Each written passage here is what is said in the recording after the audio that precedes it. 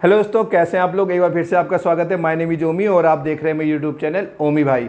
तो दोस्तों, आज का बहुत ही इंटरेस्टिंग टॉपिक है। आज मुझे लगता है कि अगर आप आज इस वीडियो को देख लोगे तो आप हो सकता है कि आपको गुस्सा ना आए और गुस्सा कम हो जाए। मतलब इतना मुझे विश्वास है कि कुछ ना कुछ तो फ़र्क पड़ेगा, क्योंकि गुस्सा कोई एक ऐसी चीज़ नहीं है कि हम इसको पूरी तरीके से ख़त्म कर दें।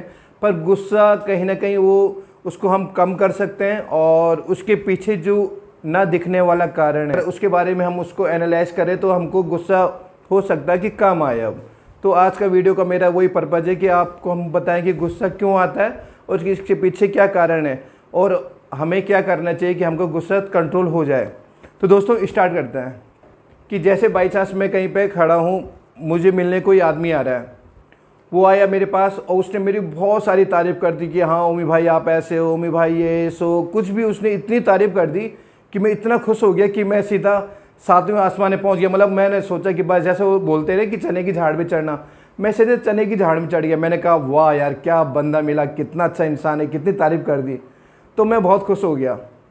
अब क्या हुआ कि उसके जाने के बाद एक दूसरा इंसान आया मेरे पास, और दूसरे इंसान ने मेरे को इतना बुरा इतना भला कहा, मतलब कि जिसकी कोई लिमिट ही नहीं थी।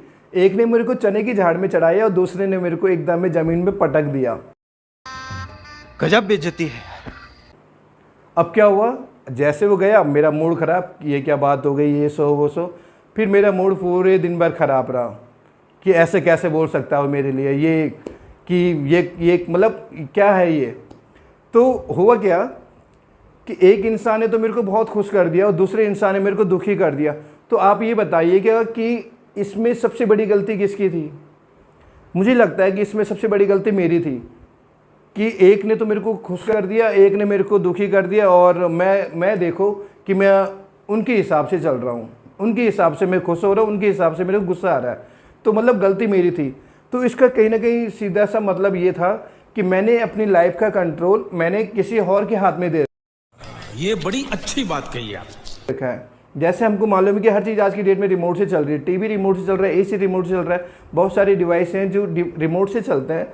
तो अब इंसान भी रिमोट से चलने लग गया है। आजकल आपने कई जगह देखा होगा कि इंसान भी रिमोट से चल रहे हैं। कैसे? जैसे वो मेरे पास आया, उसने मेरे को खुश कर दिया, और दूसरे रिमोट दबाया, उसने मेरा मूड ख़राब कर दिया और मैं दुखी हो गया। अब हुआ क्या, उसने रिमोट बटन दबा के वो तो चला गया, वो अपनी लाइफ बहुत अच्छे ढंग से जी रहा है, पर मैं शाम तक मेरा मूड ख़राब। तेरे पास कोई और रास्ता है?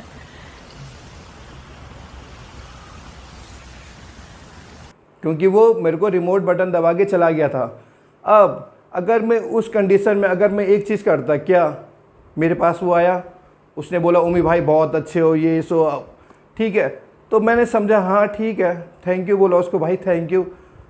और ज़्यादा खुशी होने की ज़रूरत नहीं है। अगर आपको पता है कि आप क्या हो तो आपको ज़्यादा खुशी होने की ज़रूरत नहीं। आप समझे उस बात को कि ये मुझे क्या बटरिंग लगा सकता है, कुछ भी कर सकता है। तो मैंने कहा चलो ठीक है, थैंक यू बोला, उसको चला गया। दूसरा भी आया था तो मैं उसको सुनता, मैं बोलता हाँ ठीक है, क्योंकि वो मेरे बारे में कुछ कह रहा था तो मुझे मालूम है कि वो क्या कह रहा था क्या नहीं कह रहा था, उससे अच्छा मैं जानता हूँ। तो मुझे दुखी होने की ज़रूरत नहीं थी, मुझे उसको बोलना चाहिए चलो ठीक है भाई थैंक यू, आपने मुझे इतना बताया, उसको थैंक्स बोल के हो गया था। फिर वो चले जाता, वो भी सोचता भाई इसको गुस्सा नहीं आया, जबकि हर कोई चाह रहा था कि आपको गुस्सा आए, क्योंकि उसने गुस्से के वाला रिमोट का बटन दबाया आपको, एक ने खुश का एक वो। तो इंसान को रहना चाहिए पेशेंस के साथ, हाँ ठीक है, क्योंकि आपको अपने हिसाब से गुस्सा आएगा ना।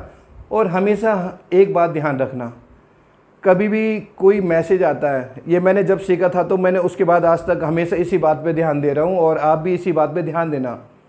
जब भी कोई आपके पास कोई मैसेज लेके आता है, किसी ने आपको कुछ बोला, मेरे पास कोई लेके आया, इंसान लेके आया, कोई दोस्त है, कुछ भी हो सकता है, वो मेरे पास आया लेके आया, और वो मुझे कहता है कि ओमी भाई आपको मालूम है कि आपके बारे में वो बहुत बुरा कह रहा था। जैसे ओमी भाई ने सुना, ओमी भाई को गुस्सा आ गया, ओमी भाई कह रहा चल उसके पास, अब उसकी क्लास लगाते हैं। तो ओमी भाई ने कभी ये नहीं सोचा कि गुस्सा करने की तो कोई बात ही नहीं है।